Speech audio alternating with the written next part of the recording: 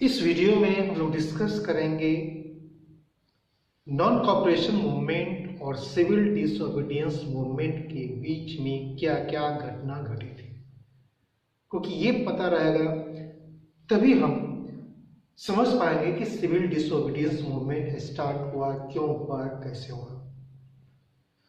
It is very much clear to all of us that non cooperation movement 1922 तक चली थी और जो सिविल डिसोबीडियंस मूवमेंट स्टार्ट हुआ था वो 1930 में स्टार्ट हुआ था। तो 1922 से लेके 1930 तक के इवेंट को हम थोड़ा सा माइन्यूटली स्टडी कर लेते हैं, so that we can understand the next phase of the nationalist movement in the better way. क्या हुआ था? सबसे पहले स्टार्ट करते हैं 1922 की घटना से। आखिर 1922 में क्या हुआ था? It is very much clear that 1922 non-cooperation Khilafat movement was called off. So first 1922 in the February 1922 Gandhi ji called off non-cooperation Khilafat movement due to Chauri Chaura incidents.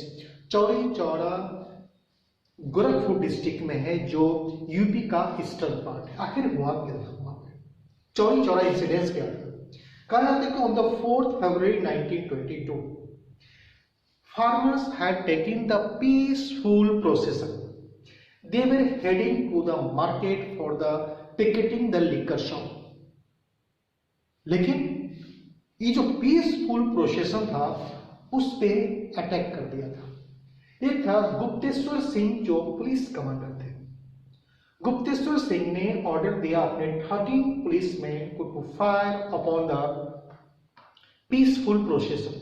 आज जैसे फायर किया, ये फायर उनके body पे नहीं किया था, fire हवाई फायर किया था उनको थ्रेटन करने के लिए, so that they can not assemble in the market और पिकेटिंग ना करें। इसके लिए हवाई फायर, जिसको आम भाषा में बोल सकते थे, ऐसा किया। कुछ स्टोन पेल्टिंग भी हुई थी। इससे ये भीड़ एजिटेटेड हो गई और भीड़ एजिटेटेड होके 22 पुलिसमैन को थाने में बंद करके आग लगा दी। ये एक वायलेंट था।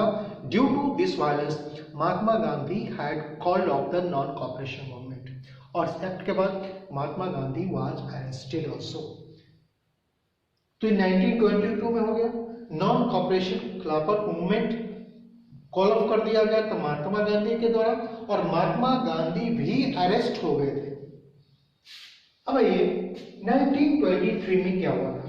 1923 में कंफ्यूज नहीं होगा, दो पार्टी का नाम मैं बता रहा हूं। एक Swaraj party. Swaraj party north India में था, was establish on the 1 January 1923 by the CR Das and Motilal Nehru. आखिर इस पार्टी का था क्या?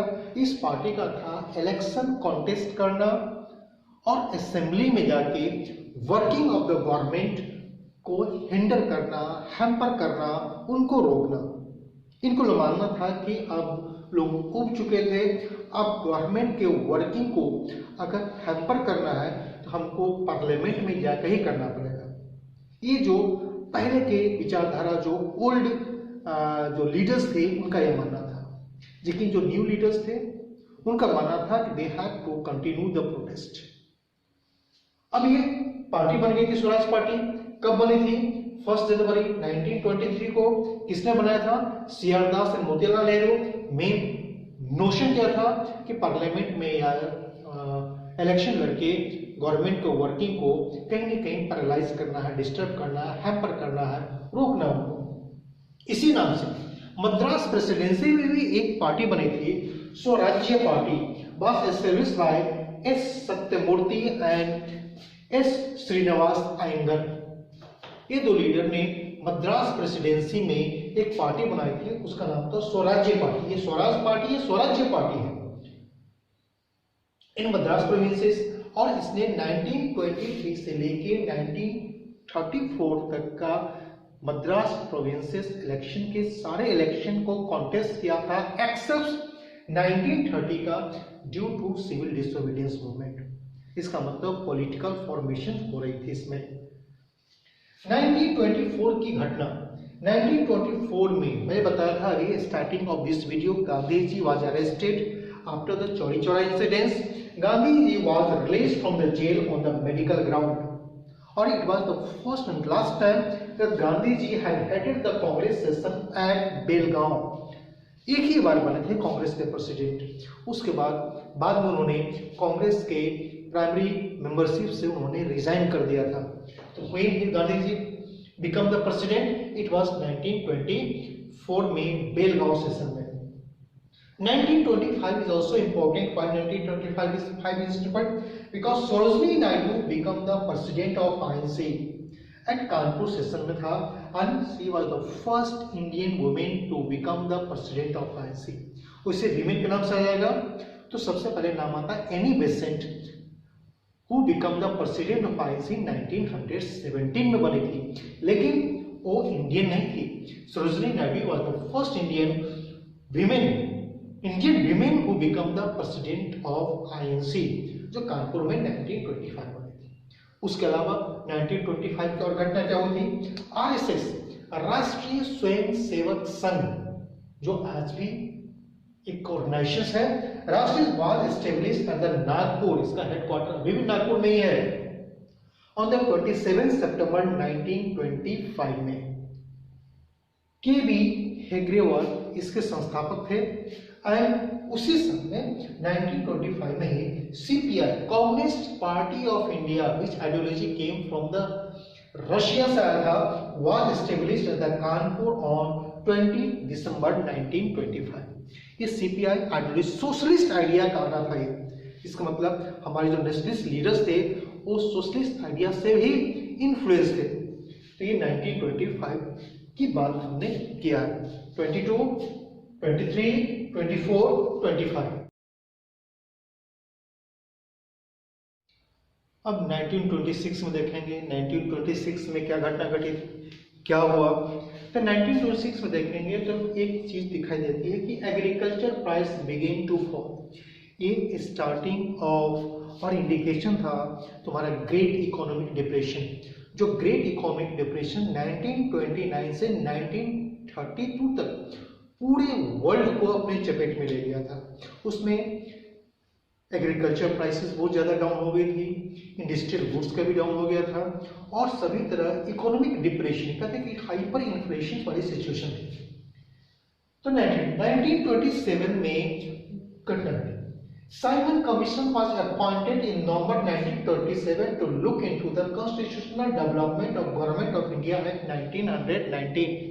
ये जो गवर्नमेंट ऑफ इंडिया एक्ट है 1919, इसको मॉन्टेग्यू चेम्सफोर्ड रिफॉर्म भी कहते हैं। उसमें क्लॉज था कि after the completion of the 10 years from the implementation of this act, a committee would be appointed to look into its constitutional development। लेकिन जो टोरी पार्टी थी, it was going to lose the next election, इसलिए 2 साल पहले institute of 29 in 27 itself he appointed a commission under the chairmanship of Sir Stafford Simon, इसलिए इसका नाम Simon commission पड़ा। इस साइमन कमीशन में 7 मेंबर्स थे और all the 7 members were from the British parliament.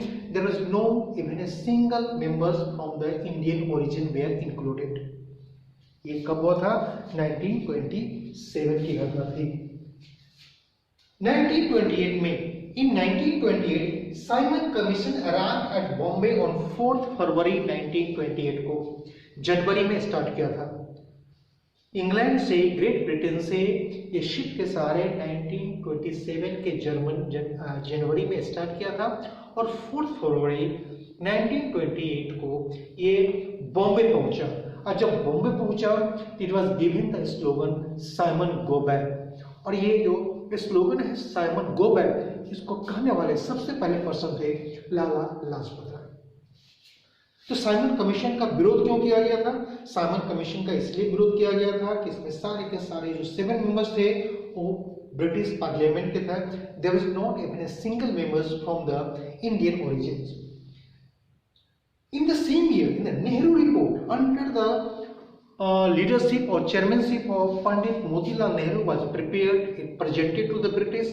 British ने इसको पब्लिकली पब्लिश नहीं किया था, ये था रिगार्डिंग द डोमिनियन स्टेटस, मतलब कि ब्रिटिश पार्लियामेंट के अंदर में, ब्रिटिश एम्पायर के अंदर में स्टेट, ये पर्टिकुलर स्टेट, पर्टिकुलर एरिया जो ब्रिटिश के अंदर में हो, मतलब कि सिंपल भाषा में कहें तो इंडियंस को स्टेट में, सेंटर में बड़े पैमाने पे ब्रिटिश रूल कर रही है, लेकिन स्टेट में छोटे पैमाने पे Indians should be given the chance to rule their self government should be introduced, ये डिमांड थी, लेकिन इसको ब्रिटिश ने पब्लिश नहीं किया था। 1929 एट द लाहौर सेशन, तो लाहौर सेशन तुम्हारा 29 दिसंबर 1929 को हुआ था। Lahore session famous it happened at the bank of river Ravi के किनारे में। Pandit Jawaharlal Nehru who was the president of INC has proclaimed that we would not accept anything less than the complete independence of the पूर्ण स्वराज, और उसी दिन डिसाइड किया गया था कि 26 जनवरी 1930 would be celebrated as the Independence Day। क्यों मनाएंगे? उसका दो कारण है। एक था कि ये लास्ट संडे था, तो संडे तो पहला भी हो सकता, दूसरा भी हो सकता, तो लास्ट संडे को। तो एक दूसरा जो इम्पोर्टेंट कारण है, it was the day of Basant Panchami. अब बसंत पंचमी होने के कारण और छुट्टी का दिन होने के कारण, संडे होने के कारण, it was hope that the peoples would assemble in the large number, बड़ी संख्या में लोग आएंगे, इसलिए ये अनाउंस कर दिया गया था कि we are going to celebrate the independence day on 26 January as the Jawaharlal Nehru has proclaimed that we would not accept anything less than the complete independence. लेकिन जितनी उम्मीद थी उतने लोग 26 जनवरी को पार्टिसिपेट नहीं किए। तब गांधी जी को लगा कि we have to start a movement again, एक मास मोबिलाइजेशन स्टार्ट करना पड़ेगा, और इसके बाद ही हमारा सिविल डिसओबीडियंस मूवमेंट की तैयारी शुरू हो गई। I do hope you people have understood the events that had happened from 1922 से लेके 1929 तक की जो घटना घटी थी उसको हम लोगों ने समझ लिया है। I do hope you people have understood, so better go through this book, your textbook as well as this video, which will give clear cut your information. Thank you.